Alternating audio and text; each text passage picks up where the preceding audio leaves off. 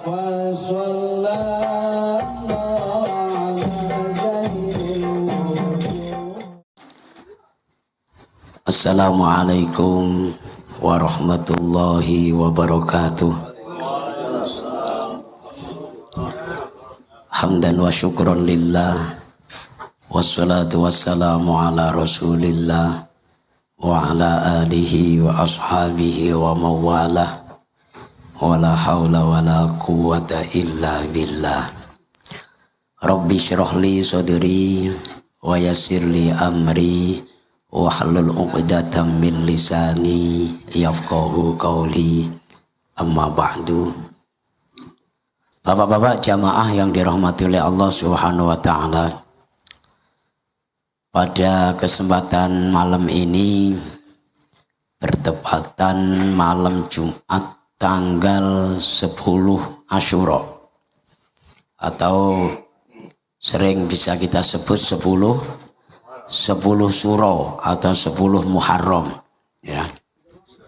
Besok malam 11 Muharram, malam ke-11an, yang rutinitas kita setiap malam tanggal 11 kita akan menghormati daripada pembacaan manaqib Sayyidina Syekh Abdul Qadir Al-Jilani radhiyallahu anhu.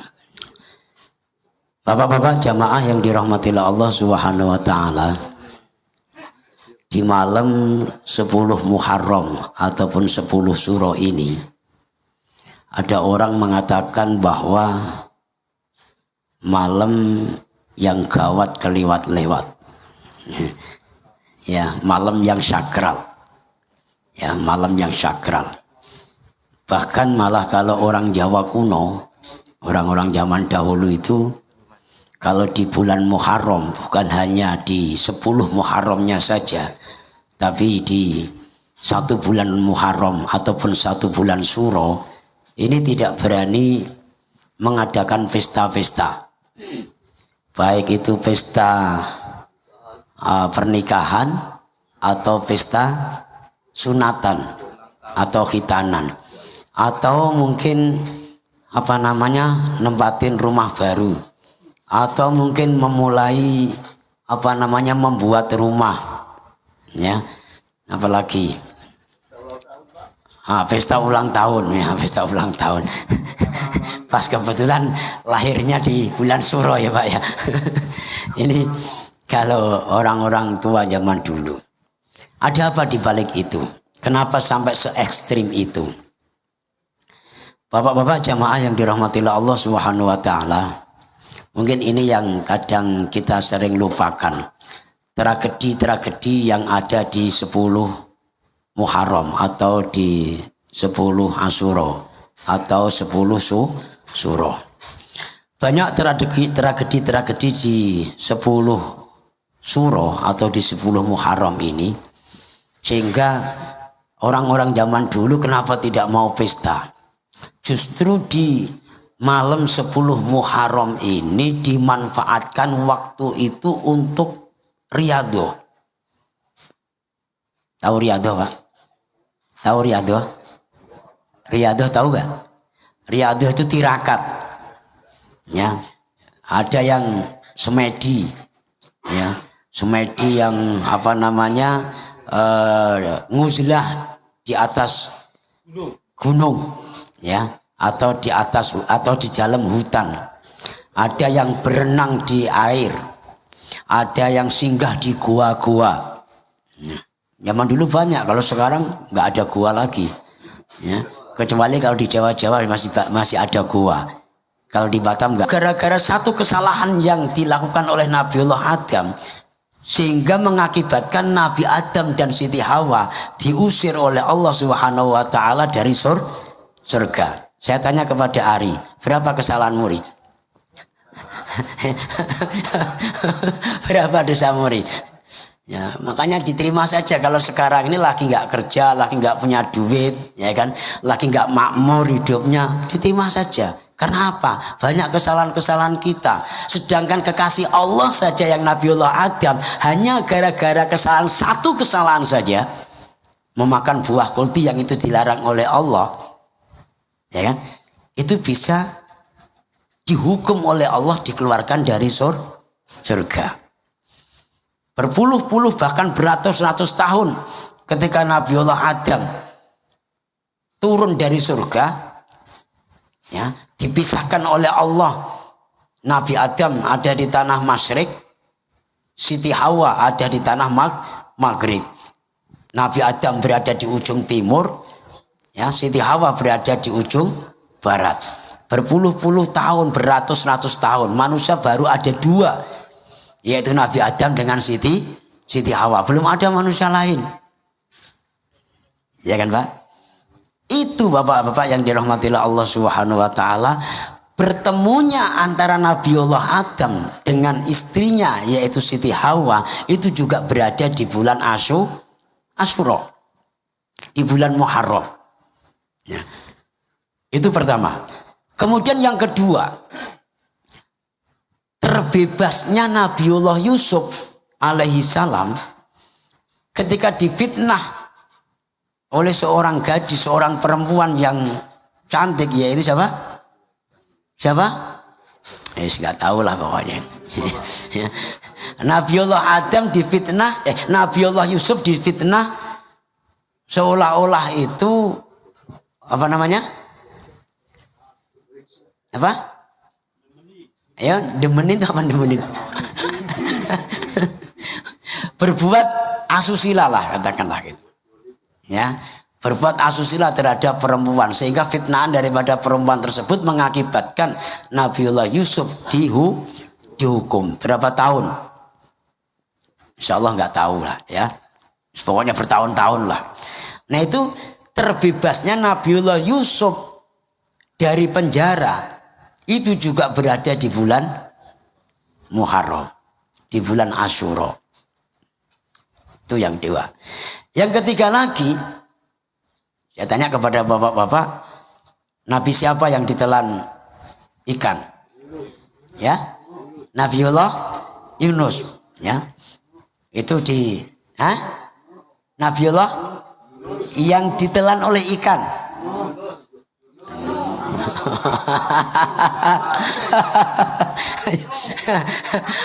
Ada yang jawab Nabi Nuh, ada yang jawab Nabi Yunus. Ayo, yang apa? Yang benar yang mana ini? Nabi Yunus. Masya Allah. Kalau Nabiullah Nuh itu adalah nabi yang diberikan musibah oleh Allah berupa banjir sehingga beliau punya kapal, kayak kapalnya Az-Zaitun mungkin lah kan gitu. Kan baru aja viral ini di TV nih Pak ya. Pondok pesantren Az-Zaitun Panji Gumilang membuat kapal, ya, ngikutin apa namanya ukurannya sebagaimana kapalnya Nabi Nuh, seolah-olah kayak macam besok itu ada tsunami. Itu Nabiullah Nuh. Nabiullah Yunus di dalam ikan itu bertahun-tahun lamanya, ya. Keluarnya Nabiullah Yunus dari apa namanya ikan, ya, dilepeh, bahasanya itu dilepeh itu apa? Ya, dimuntahkan, ya, dikeluarkan oleh Allah dari dalam perutnya ikan itu juga berada di bulan Muharram, terutama di malam 10 Muharram. Banyak bapak-bapak yang dirahmati Allah Subhanahu wa taala, tragedi-tragedi ataupun kejadian-kejadian kekasih Allah yang terbebas di bulan Asyura atau bulan Muharram. Bertahun-tahun lamanya Nabiullah Adam beserta istrinya berdoa kepada Allah. Bertahun-tahun lamanya Nabiullah Yusuf juga berdoa kepada Allah agar terbebas dari penjara. Nabi Adam dan istrinya juga semoga bisa bertemu. Begitu juga Nabiullah Yunus bertahun-tahun lamanya di dalam perut ikan berdoa kepada Allah semoga keluar dari perut ikan. Doanya bukan seminggu 2 minggu Pak, ya, bukan setahun 2 tahun. Pertanyaannya kepada bapak-bapak, berapa tahun bapak berdoa sebelum dijawab oleh Allah? Ya. Iya kan Pak? Doanya kalau ketika susah, ketika lagi sedih, tak punya duit, hutang harus dibayar, waktunya bayar listrik, waktunya bayar air, waktunya bayar setoran motor, waktunya bayar setoran mobil, waktunya bayar setoran rumah. Nangis apa nangis? Doa apa doa? Doa apa doa? Insya Allah wiridannya rajin, ya ngajinya juga rajin. Tapi begitu sudah bisa bayar rumah, bayar motor, bayar mobil, bisa bayar listrik, bisa bayar air, bisa bayar hutang, berhenti ngaji, berhenti doa. Betul Pak? Nah ini bapak-bapak yang dirahmati Allah Subhanahu wa taala yang harus kita ambil sebuah hikmah. Ya, jangan hanya sekedar peringatan-peringatan bulan Asyura saja. Di satu Muharram di mana-mana apa namanya? Ikut pawai apa? Pawai obor. Ya, apalagi sekarang di Batam itu kan digalakkan oleh pemerintah, ya, untuk peringatan satu Muharram. Dari RT, RW, majelis taklim, kemudian apalagi majelis zikir, semua dikompakkan. Ya, tapi di sana hanya rame-rame untuk pawai obor. Nanti akan dinilai ini dari kecamatan mana, ya kan? Yang nomor 1 nanti dari kecamatan mana. Habis itu juga di sana cuma mendengarkan tausiah, betul gak Pak? Ya. Tapi masih jarang yang bisa mengambil hikmah dari peringatan bulan Asyura. Yang seharusnya di bulan Asyura ini perbanyak kita untuk riyadhah. Karena apa? Rahmat Allah sangat mengalir deras di bulan Muharram. Sebagaimana contoh tadi, kekasih-kekasih Allah yang selama bertahun-tahun diuji oleh Allah, ya, diberikan peringatan oleh Allah untuk riyadhah, untuk tirakat. Ada yang tirakat pisah sama istrinya beratus-ratus tahun. Bapak tirakat pisah sama istri berapa bulan? Udah bulan Pak. Malam Jumat nggak cepat-cepat balik aja kena semprot gitu. Ya kan? Ini Bapak. Bertahun-tahun juga diuji oleh Allah di dalam penjara karena berkas atau akibat dizalimin ataupun difitnah oleh seseorang. Dijalankan bertahun-tahun lamanya memohon kepada Allah. Di dalam ikan juga demikian. Nabiullah Yunus juga selalu berdoa kepada Allah, ya Allah, kapan engkau keluarkan kami dari perut ikan ini ya Allah. Ini yang harusnya memotivasi di dalam diri kita Bapak. Kita harus jujur. Ya, kita harus jujur. Tidak boleh munafikin diri kita sendiri. Memang pada dasarnya kita dulu dari kampung sampai ke Batam mau ngaji apa mau merantau? Merantau kita nyari duit apa nyari uang? Nyari uang Pak. Ya. Ini senjata utama istri-istri kita ini Pak. Ya Pak Marjo. Pak Alman gimana? Ya enggak, Pak Raden aja sendiri. Tapi paling tidak kita upaya seperti itu bisa balance. Ya, bisa apa? Bisa balance, bisa seimbang. Kita juga tidak kurang-kurang mencari uang, ya. Karena tujuan perantau kita di Batam ini mencari uang, tapi juga tidak mengurangi kita mencari akhirat. Untuk riyadhah apa yang kita inginkan ini supaya diberikan oleh Allah. Lepas daripada belenggu, lepas daripada problem, lepas daripada masalah keuangan, atau lepas daripada ekonomi ataupun ma'isyah, supaya diberikan tambahan oleh Allah Subhanahu wa ta'ala. Tapi juga harus memotivasi di dalam diri kita, jangan sampai kita bagaikan menolong anjing kecepit. Paham Pak ya? Ketika kecepit gitu, terus begitu kita tolong, terima kasih apa lari? Ya, apa? Malah kita yang digigit kadang ya, karena kita menolongnya. Ini juga bisa juga seperti itu. Allah sudah banyak menolong kita.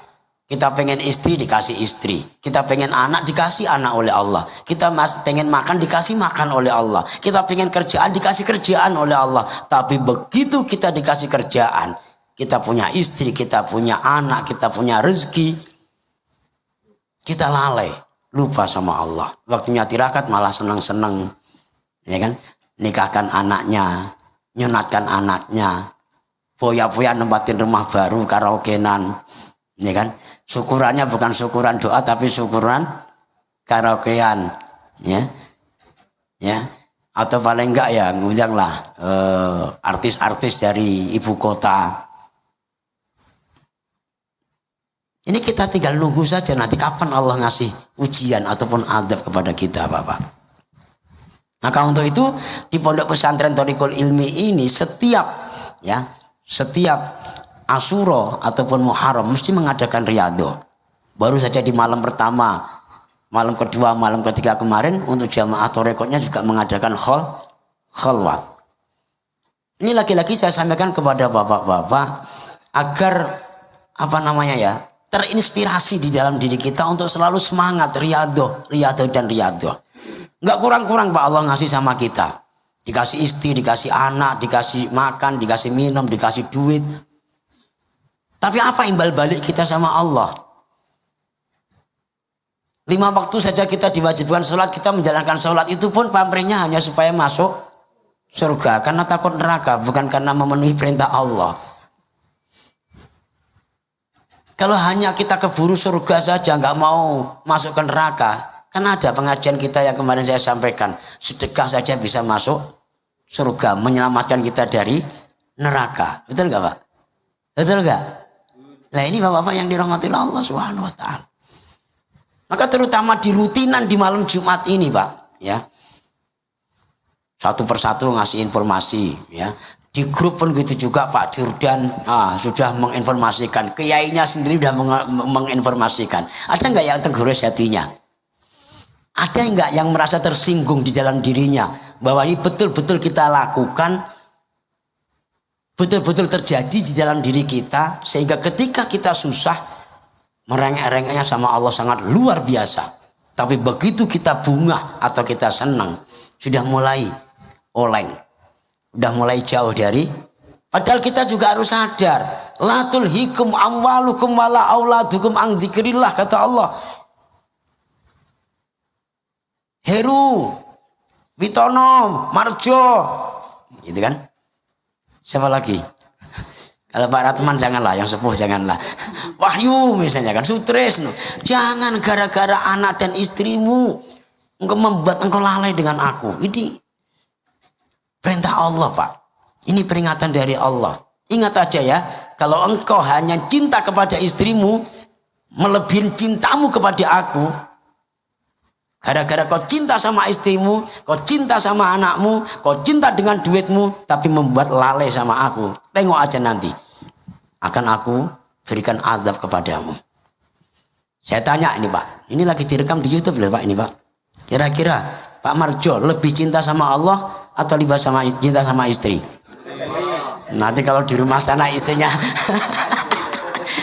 nanti nonton YouTube ini, protes.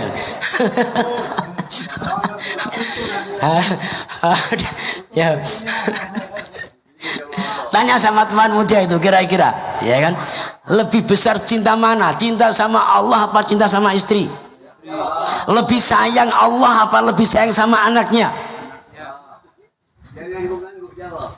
Padahal kata Mus Mulyadi itu Pak, ada dunia tidak sedaun kelor, tidak selebar daun kelor.